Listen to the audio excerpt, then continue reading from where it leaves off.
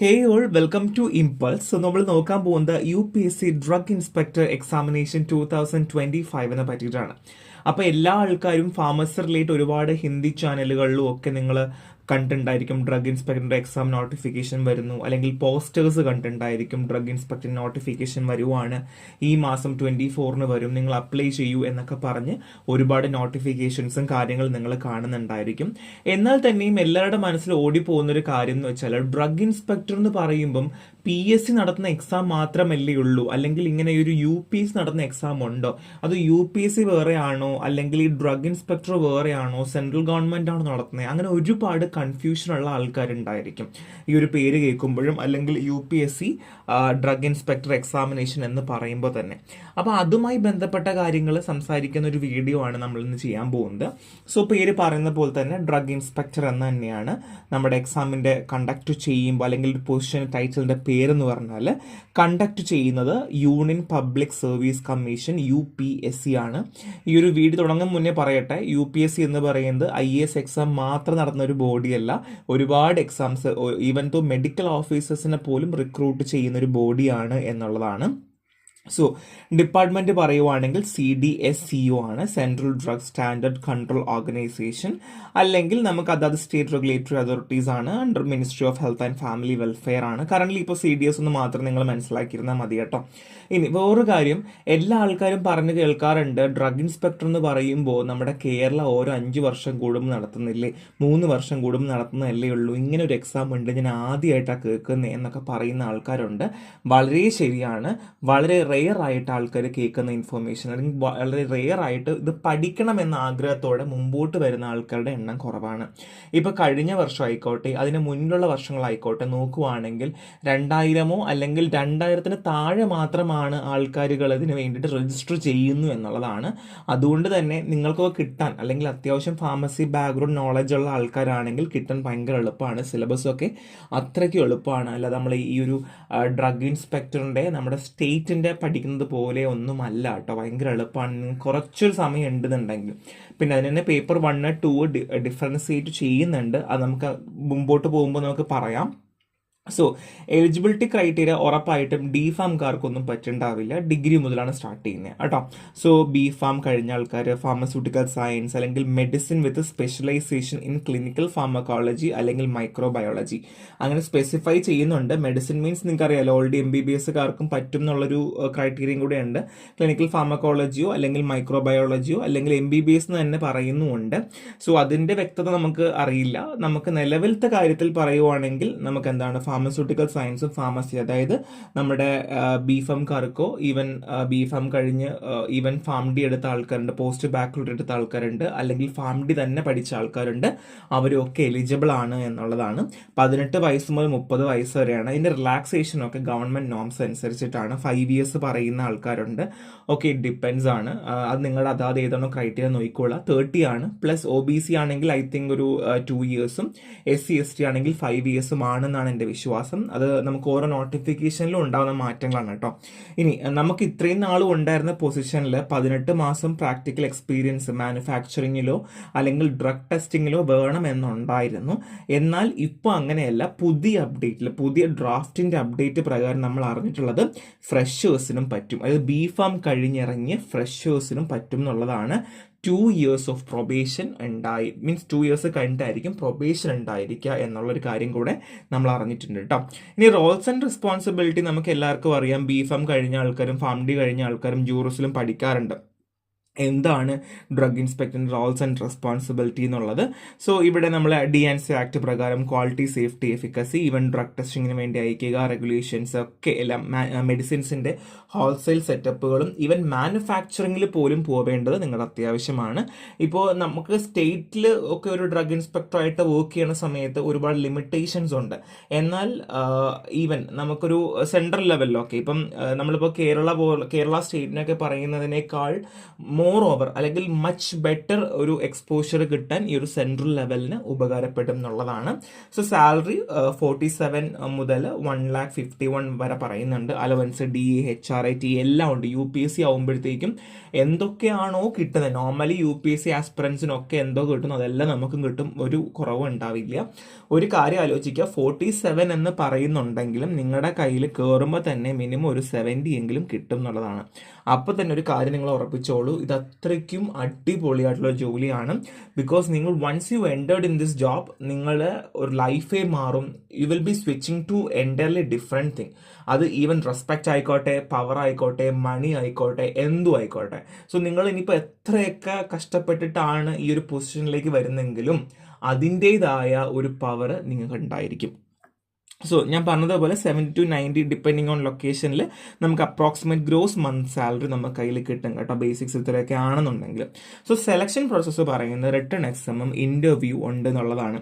So return എക്സാമിൽ തന്നെ ഒബ്ജക്റ്റീവും ഡിസ്ക്രിപ്റ്റീവും ഉണ്ട്. ഇപ്പം നമ്മൾ UPSCൻ്റെ ഒക്കെ IAS എക്സാം ഒക്കെ നോക്കുകയാണെന്നുണ്ടെങ്കിൽ പാർട്ട് 1, പാർട്ട് 2, അത് ക്വാളിഫൈ കഴിഞ്ഞാൽ ഒരു മെയിൻസ്, പിന്നെ അത് കഴിഞ്ഞാൽ ഒരു ഇൻ്റർവ്യൂ, അങ്ങനെയാണ് ഉണ്ടാവുക.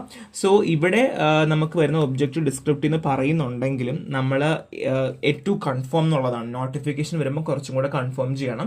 ഇത്രയും നാളും ഉണ്ടായിരുന്ന ജനറൽ സ്റ്റഡീസും ആപ്റ്റിറ്റ്യൂഡും പിന്നെ pharmacy, medical chemistry, pharmacology, pharmaceutics എന്ന രീതിയിൽ പേപ്പർ 1ഉം പേപ്പർ 2 ആയിട്ടും ക്ലാസിഫൈ ചെയ്തിട്ടുണ്ടായിരുന്നു.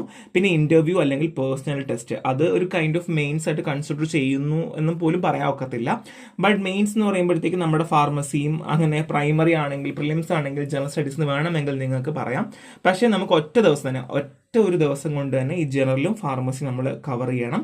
പിന്നെ ഇന്റർവ്യൂ ചില നോട്ടിഫിക്കേഷൻസിലും ചില ബ്ലോഗിലും ഒക്കെ പറയുന്നുണ്ട് നിങ്ങൾക്ക് ഇന്റർവ്യൂ ഉണ്ടാവില്ല, എക്സാം അനുസരിച്ച് മാത്രമേ ഉണ്ടാവുള്ളൂ എന്നൊക്കെ പറയുന്നുണ്ട്. അതൊക്കെ നമുക്ക് നോട്ടിഫിക്കേഷൻ വന്നാലേ പറയാൻ പറ്റും, നമുക്ക് ഇപ്പോൾ ഒന്നും പ്രൊഡിക്റ്റ് ചെയ്യാൻ പറ്റത്തില്ല. ബട്ട് സ്റ്റിൽ നോട്ടിഫിക്കേഷൻ വരുന്നുണ്ട് താനും. സോ സിലബസിൽ ഫാർമക്കോളജി, സ്യൂട്ടിക്സ്, pharmaceutical chemistry, pharmacognosy, regulatory affairs ആണ്.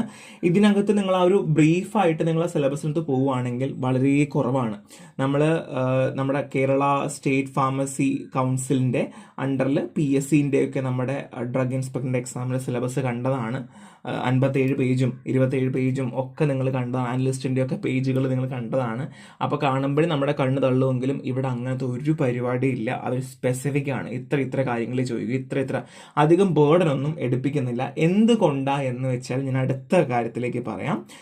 സോ ജോബ് ലൊക്കേഷൻ പറയുന്നത് നമ്മുടെ സെൻട്രൽ അല്ലെങ്കിൽ സ്റ്റേറ്റ് ഡ്രഗ് കൺട്രോൾ ഡിപ്പാർട്ട്മെൻറ്റിലായിരിക്കും, ലബോറട്ടറി ടെസ്റ്റിങ്ങിലോ അല്ലെങ്കിൽ പോർട്ട് ഓഫ് എൻട്രിയിലൊക്കെ ആയിരിക്കാം. പിന്നെ ഒരു കാര്യം ഞാൻ കൂടെ പറയാം, നിങ്ങൾ UPSCൻ്റെ അണ്ടറിലാണ് നിങ്ങൾ ഡ്രഗ് ഇൻസ്പെക്ടർ ആയിട്ട് വർക്ക് ചെയ്യാൻ പോകുന്നതെങ്കിൽ നിങ്ങൾക്ക് ഒരുപാട് കാര്യങ്ങൾ ഈ ഒരു നേഷന് വേണ്ടി ചെയ്യാൻ പറ്റും.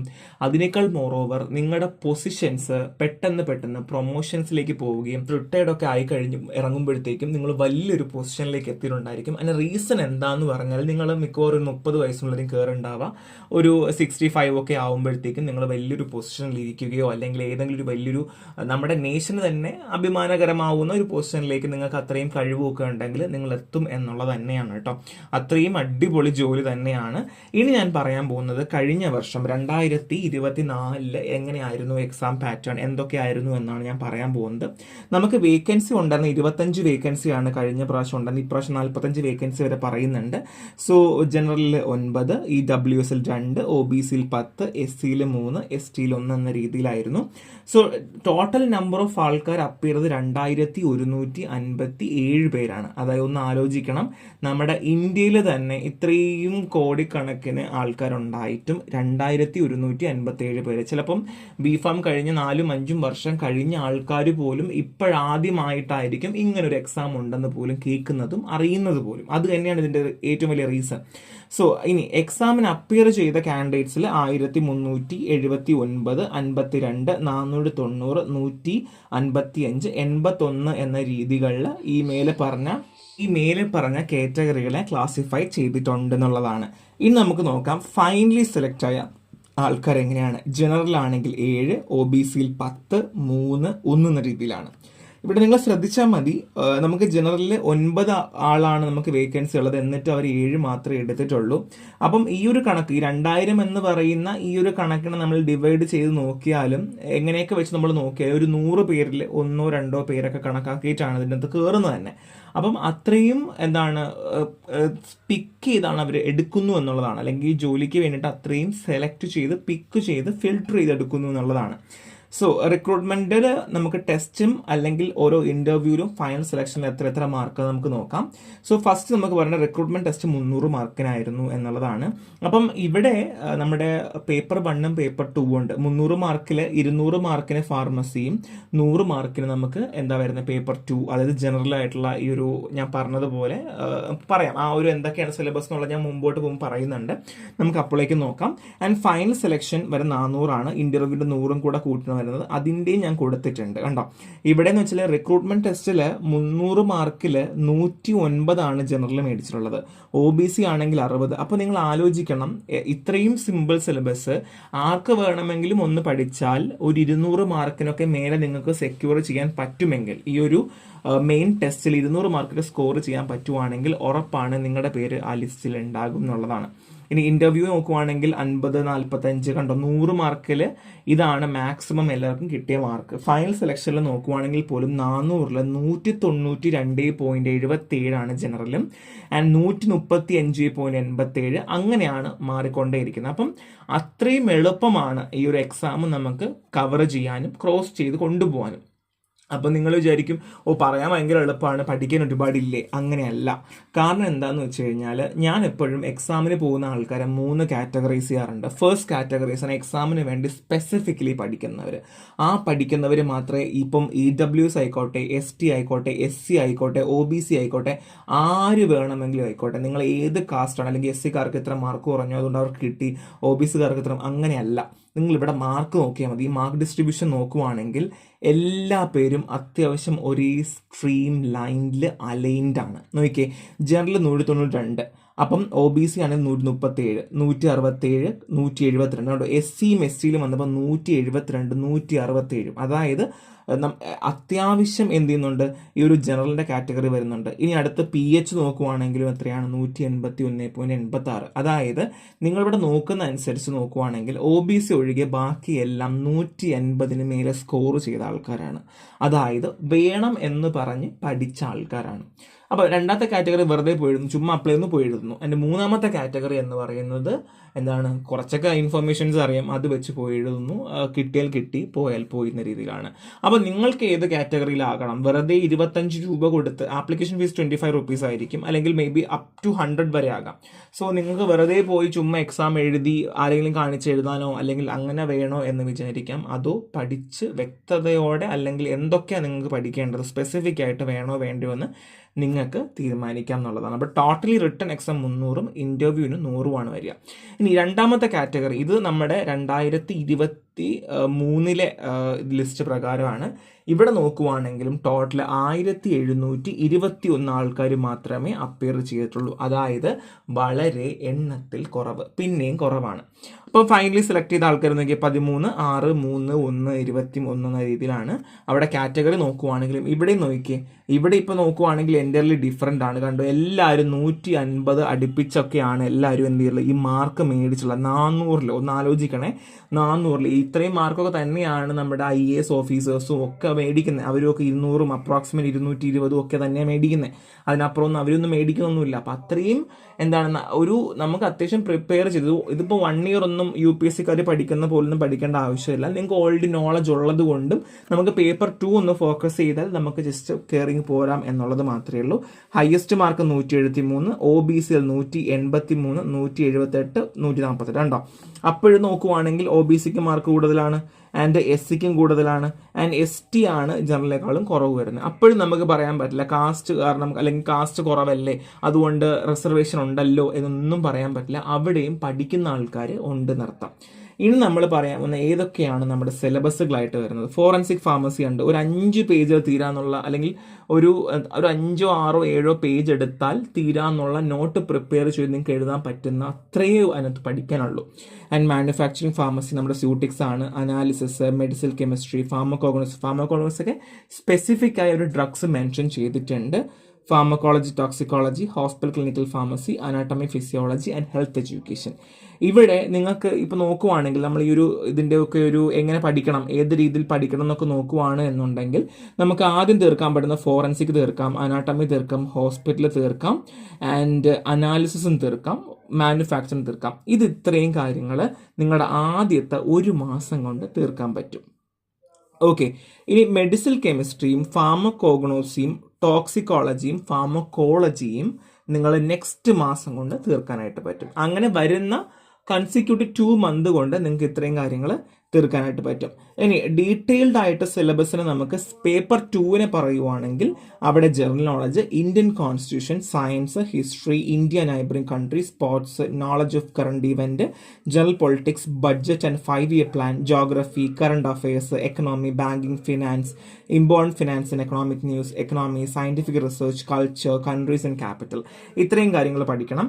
ഇത് എന്ന് പറയുന്നത് ഒരു UPSC ലെവലിലൊന്നും നിങ്ങൾ പഠിക്കേണ്ട ആവശ്യമില്ല. ഇപ്പോൾ ചില ആൾക്കാർ പറയും, ഞാൻ UPSC സിലബസാണ് പഠിക്കുന്നത്. അങ്ങനെയൊന്നും അല്ല. UPSCക്കാർക്ക് 10-20 പേജ് പഠിക്കാനുണ്ട്. നമുക്ക് അത്രയൊന്നും ഇല്ല. ഇതിൻ്റെയൊക്കെ തൊട്ട് പോയാൽ മതി. അതായത് 50 മാർക്കിനാണ് ചോദിക്കുന്നത്, 50 മാർക്ക് അല്ലേ. അപ്പം നമുക്ക് മാർക്കിന് ഡിസ്ട്രിബ്യൂഷൻ വരുന്നത് 2 ആയിരിക്കാൻ വരിക. 2 ആണ് വരുന്നുണ്ടെങ്കിൽ തന്നെയും അത് ക്ലാസിഫൈ ചെയ്ത് വരുമ്പോഴത്തേക്കും അതനുസരിച്ച് നമുക്ക് 50 എന്ന് പറയുമ്പോൾ എത്ര 25 ക്വസ്റ്റ്യൻ ആയിരിക്കും നമുക്ക് ചിലപ്പോൾ അറ്റൻഡ് ചെയ്യേണ്ടി വരിക. അത് നമുക്ക് മാറുമോ ഇല്ലയോ നമുക്ക് അറിയില്ല. അത് ഇറ്റ്സ് ഡിപ്പെൻസ് ആണ്.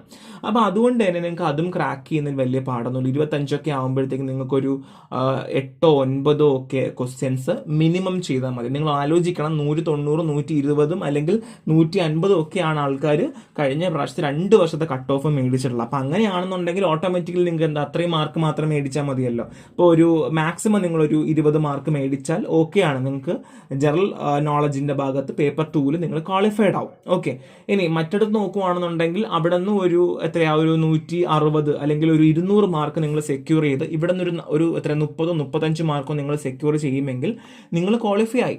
അവിടെ പേപ്പർ 1 ക്വാളിഫൈ ആയാലായിരിക്കും ചിലപ്പോൾ പേപ്പർ 2 നോക്കുക. അതൊക്കെ നമുക്ക് പുതിയ സിലബസിൽ എങ്ങനെയാണ് വരിക നമുക്ക് അപ്പോൾ നോക്കിയാലേ അറിയാൻ പറ്റത്തുള്ളൂ. ബട്ട് സ്റ്റിൽ വലിയ ചേഞ്ചോ കാര്യങ്ങൾ ഉണ്ടാവില്ല. ഇപ്പോൾ സെമസ്റ്റർ ആയതുകൊണ്ട് ചേഞ്ചസ് ഉണ്ടോ ഇല്ലയോ എന്ന് നമുക്കറിയില്ല. ഇനി നെക്സ്റ്റ് ഒരു അപ്ഡേറ്റും കൂടെ തരാം. നമ്മുടെ ഇമ്പൾസിൽ തന്നെ നമ്മൾ UPSCന്റെ കോച്ചിങ് സ്റ്റാർട്ട് ചെയ്യുന്നുണ്ട്. സോ 100 രൂപ പെർ മന്ത് ആണ് നമ്മളിവിടെ ചെയ്യുന്നത്. സോ നിങ്ങൾക്ക് നിങ്ങളുടെ കൺവീനിയൻസ് അനുസരിച്ച് ആപ്പ് ത്രൂ നിങ്ങൾക്ക് പഠിക്കാം. സോ ഈ UPSCന്റെ കണ്ടന്റുകൾ, അതായത് പേപ്പർ 2 കണ്ടന്റുകളെല്ലാം നമ്മൾ IASന് പഠിപ്പിക്കുന്ന സെയിം കണ്ടന്റ് ആയിരിക്കും വരിക. ഒരു ഡിഫറൻസോ അല്ലെങ്കിൽ അതിൽ ഒരു മാറ്റം ഉണ്ടാവില്ല. നമ്മൾ ഒരു കോംപ്രമൈസിങ്ങും ഇല്ല. എങ്ങനെയാണോ UPSCക്ക് പഠിപ്പിക്കുന്നത് അതേപോലെ, പക്ഷെ അധികം വാസ്റ്റും ആയിരിക്കില്ല. ഇതിന്റെ കൂടെ തന്നെ പഠിച്ചു പോകാന്നുള്ളതേ ഉള്ളൂ. മാക്സിമം നിങ്ങൾക്ക് പോയാൽ ഒരു 4 മാസം അല്ലെങ്കിൽ 5 മാസം കിട്ടുമായിരിക്കും.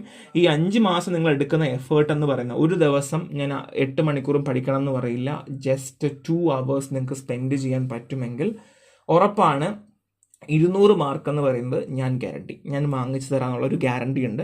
കാരണം നമ്മൾ ഫാർമസിന്റെ സിലബസ് നോക്കുവാണെങ്കിൽ ഭയങ്കര എളുപ്പമാണ്. ഇത്രയേ ഉള്ളൂ. ഈ ഒരു 8 സബ്ജക്റ്റ് പഠിക്കാനായിട്ട് അധികം എത്ര ദിവസം എടുക്കുമായിരിക്കും. അപ്പോൾ നമ്മൾ പഠിച്ചു കഴിഞ്ഞ് റിവൈസ് ചെയ്യുക എന്നുള്ളതാണ് മേജറായിട്ട് നമ്മൾ ചെയ്യേണ്ടത്. അതിൻ്റെ കൂടെ ഈ ജനറൽ നോളജും ബാക്കിയുള്ള കാര്യങ്ങളും പഠിക്കുവാണെങ്കിൽ നിങ്ങൾക്ക് അടിപൊളിയായിട്ട് എന്ത് ചെയ്യാൻ പറ്റും, ഇത് സ്കോർ ചെയ്ത് നിങ്ങൾക്ക് നിങ്ങളുടെ സീറ്റ് സെക്യൂർ ചെയ്യാൻ പറ്റും. ഒരു 5 മാസം കഴിഞ്ഞിട്ട് നിങ്ങളൊന്ന് ആലോചിച്ച് നോക്കിയേ, നിങ്ങളുടെ അവസ്ഥ എന്തായിരിക്കും, നിങ്ങൾ എവിടെയായിരിക്കും ഉണ്ടാവുക എന്ന് നിങ്ങൾക്ക് ഇപ്പോഴും പ്രൊഡിക്റ്റ് ചെയ്യാൻ പറ്റും. നിങ്ങൾ കുറച്ചൊന്ന് സമയം മാറ്റി വയ്ക്കാൻ. നോർമൽ എക്സ്ക്യൂസ് ഒഴികെ, അതായത് കുട്ടികളുണ്ട്, അവരെ സ്കൂളിൽ വിടണം, അവർ വെക്കേഷനിലാണ്, ഹസ്ബൻഡ് ഉണ്ട്, എനിക്ക് ജോലി ഉണ്ട് എന്ന് പറയുന്ന എക്സ്ക്യൂസുകൾ ഒഴിവാക്കി വെച്ചുകൊണ്ട് നിങ്ങൾക്ക് പഠിക്കാൻ പറ്റുമെങ്കിൽ, അല്ലാതെ ഇപ്പം എല്ലാ പ്രാവശ്യവും ഞാൻ വിളിക്കുന്ന പോലെ പഠിക്കുന്നുണ്ടോ അതിനേക്കാൾ അപ്പുറം നിങ്ങൾക്ക് പഠിക്കാൻ പറ്റും എന്നുണ്ടെങ്കിൽ ഉറപ്പായിട്ടും ഞങ്ങളുടെ കൂടെ കൂടിക്കോ. ഫ്രീ ക്ലാസ് നമ്മുടെ യൂട്യൂബിൽ അപ്ലോഡ് ചെയ്യും. അപ്പോൾ അതിൻ്റെ കൂടെ നിങ്ങൾക്ക് പഠിക്കാം. മാത്സോ കാര്യങ്ങളോ ഒന്നുമില്ല. അതാണ് ഏറ്റവും വലിയ അഡ്വാൻറ്റേജും കൂടെ പറയാം. സോ നിങ്ങൾക്ക് ഞങ്ങളുടെ കൂടെ കൂടാൻ പറ്റും. ഉറപ്പാണ്. നിങ്ങൾക്ക് എന്തെങ്കിലും ലൈഫിൽ മാറ്റങ്ങൾ വേണം എന്ന് നിങ്ങൾക്ക് ഉറപ്പുണ്ടെങ്കിൽ ധൈര്യമായി ജോയിൻ ചെയ്യൂ. സോ നെക്സ്റ്റ് ഒരു വീഡിയോ ഇട്ട് കാണാം. ബൈ.